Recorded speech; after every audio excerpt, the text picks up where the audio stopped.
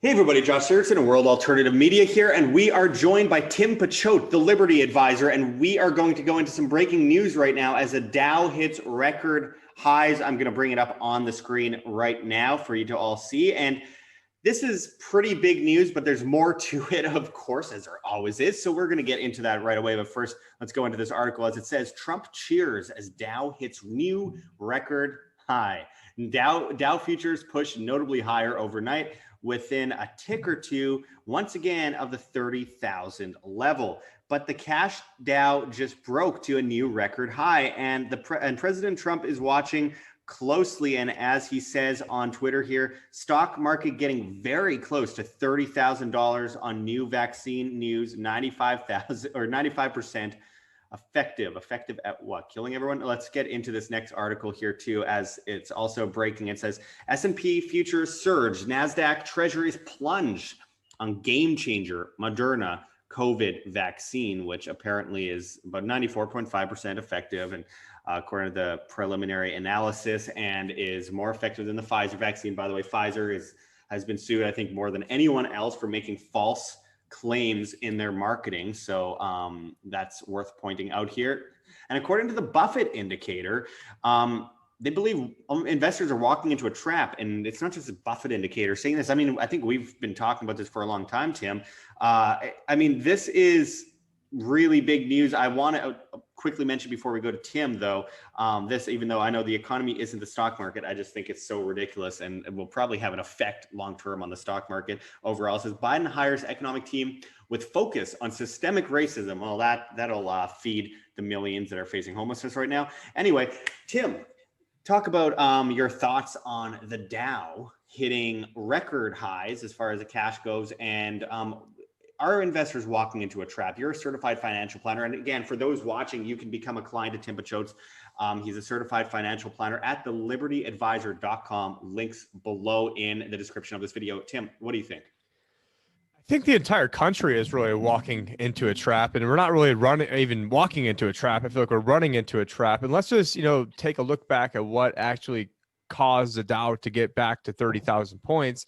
Is pretty much, we've had to double the size of the Federal Reserve in the past, since this whole pandemic began. Basically since March, the size of the Fed is now around, I'm just guessing here, right around like 7.2 trillion. I think it was 3.6 going into all this.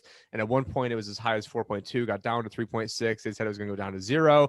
Guys like me and you said that's, impossible. And then, we were called tinfoil hats. And now not only did it not get down to zero, it doubled from the spot that it was at initially. So even blowing away my expectations.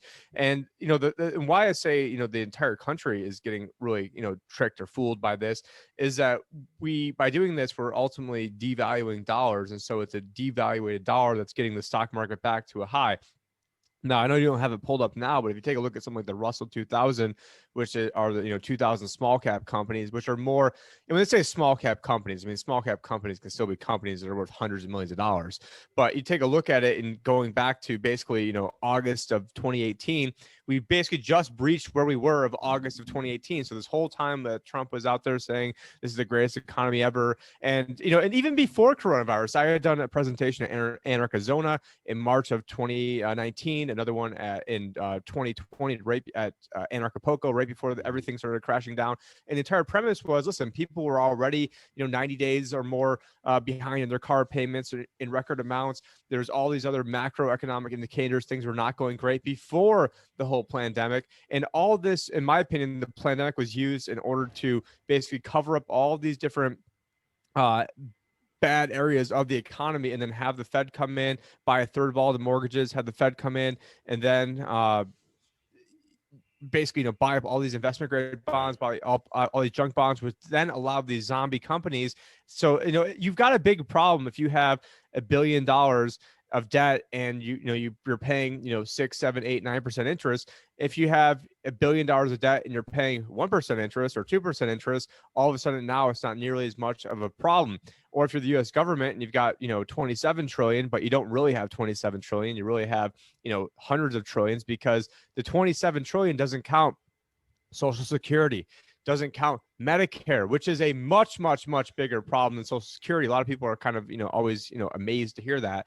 And they're all problems that cannot be fixed. And they're certainly not going to be fixed by having, an incoming, transgender defense secretary and all the, whatever crap that the Biden regime wants to, trot out. And I always thought Trump made a big mistake by trying to hinge so much of his presidency on the stock market, because 90% of Americans don't even have enough money to make any difference. Okay, great. You got $5,000 in the stock market and now you've got 6,000. Okay, well, yeah, that 1,000 makes a big difference, but you're, Jeff Bezos, and you walk, and I don't have the numbers in front of me, but let's say Trump came into office and he was worth, 50 billion, and now he's worth, over 100 billion. So, and I loved how all these, MAGA people were like, Trump's going to really stick it to Amazon. Oh yeah, really stuck it to Amazon, basically gave them, free reign of everything, and, tripled Jeff Bezos' net worth, really stuck into Jeff Bezos big time over there. And, same thing with, you had mentioned this Moderna vaccine that's 95% effective, supposedly.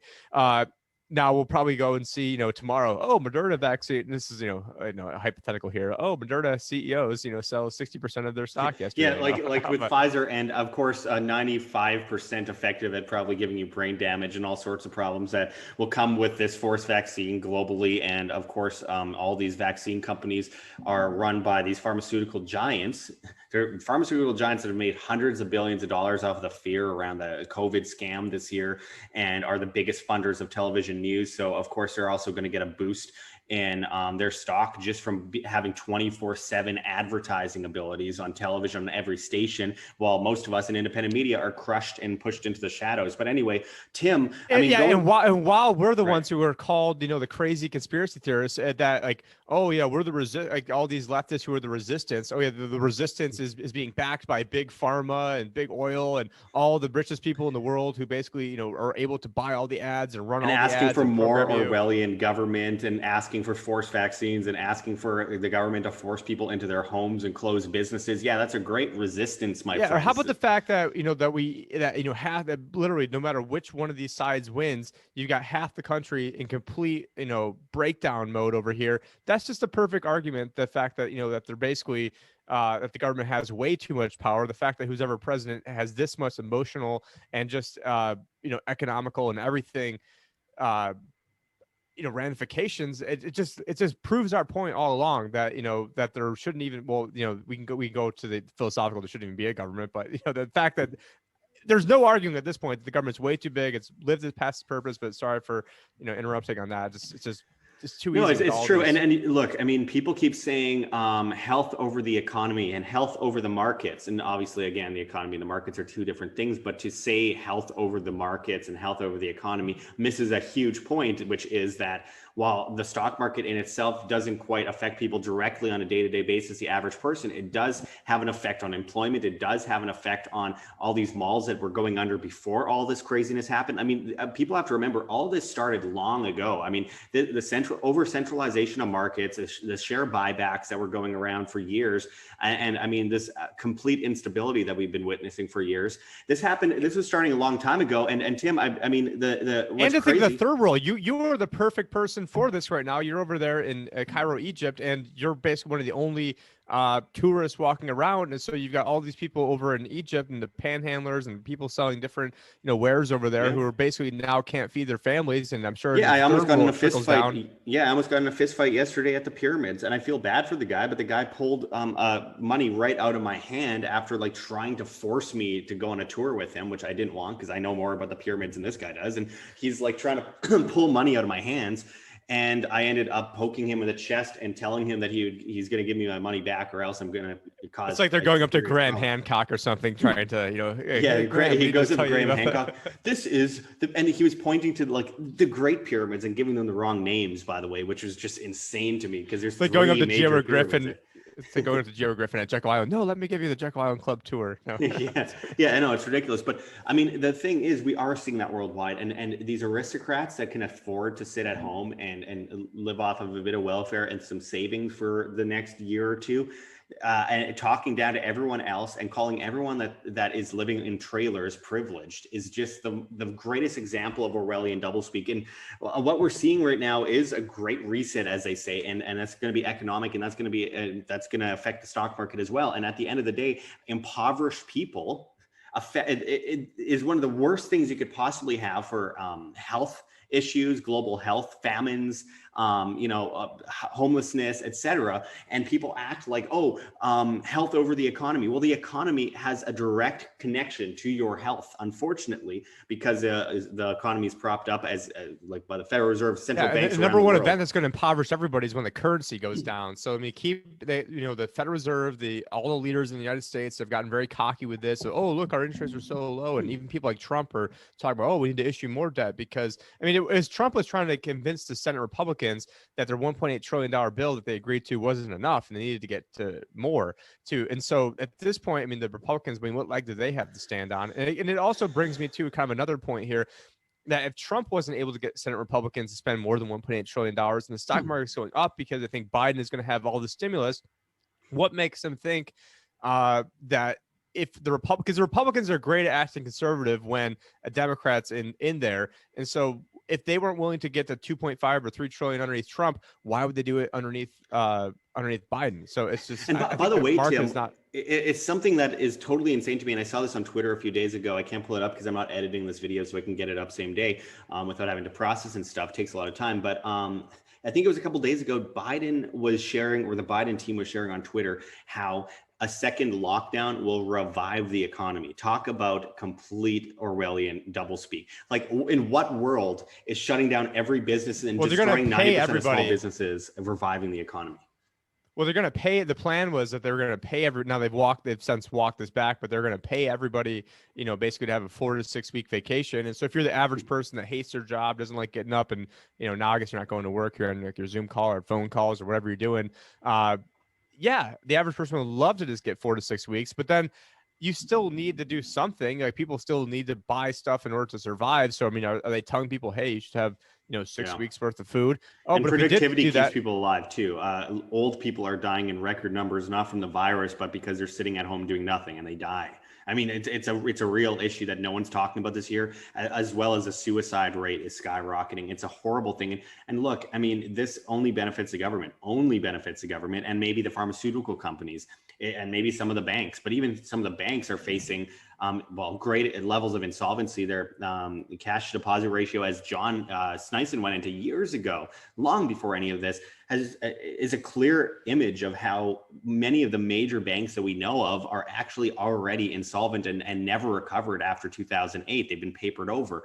And what do you think this is going to do? What kind of papering over are they going to do this time? And I know now I'm kind of going off topic into the economy, but I mean, seriously, this is all connected. They're not the same, but they're all connected, because at the end of the day, there's going to be massive amounts of printing. It's going to go into bonds. And then what are you going to do when push comes to shove and we see massive inflation? Well, Biden says the number one issue to him is wealth equality versus wealth inequality. And I'm like, wealth inequality, the number one reason for that is inflation. So like, good luck with solving that by doing the very thing that creates it. And that's always the thing that. And then Kamala Harris is always talking about. Yeah, and Kamala Harris is talking about, having equal outcomes. I mean, the whole thing is, it's one thing to say equal opportunities, but to have equal outcomes. I mean, I grew up with, a single parent dad who then, my parents had me at 19 years old, who then my mom was basically out of my life, who then got kicked out of my dad's house and then was, at one point, homeless at 17. Yeah. So I don't want to hear people say, oh, white privilege. And I was, got kicked down to basically the bottom rung that there is. And still, you're able now, it makes it harder, but doesn't make it impossible. Now they want to say, oh, we got to have equal outcomes. And I see even all these, Republican people in Arizona saying, oh, well, we voted to raise taxes on people making over $250,000 because our kids really need it in the schools. Well, then how come you didn't vote to raise it on yourself? You just wanted to raise it on other people making more money than you? I mean, so Tim, I want to ask then, as we do have to wrap up this video, how long can you see, in your opinion, obviously not investment advice or financial advice of any kind here, but how long do you see the DAO lasting here? I mean, it surprised a lot of people that they've been able to, actually centralize it to the extent that they have, to the point where it's actually still hitting record highs. How long do you think it could possibly last like this? No, I mean, I think that you could actually make the case that the Dow won't actually go down too much more than 20% because now it did in March, it went down about 34% on the S&P, I believe. And so the reason why, because they couldn't really get, all the stimulus and all the bond printing and everything up and running quick enough this time. I mean, they're waiting at the snap of a finger. Oh, by the way, Biden is thinking of having Jerome Powell be the Fed chair. That's all you need to know, that they both sides that supposedly hate each other pick the same guy. Yeah, there you go. But anyways, I mean, so the second you see the market go down about 20%, because that's what happened in late 2018, the market was down 19.99. The Fed comes in, reneges and everything they said they're going to do.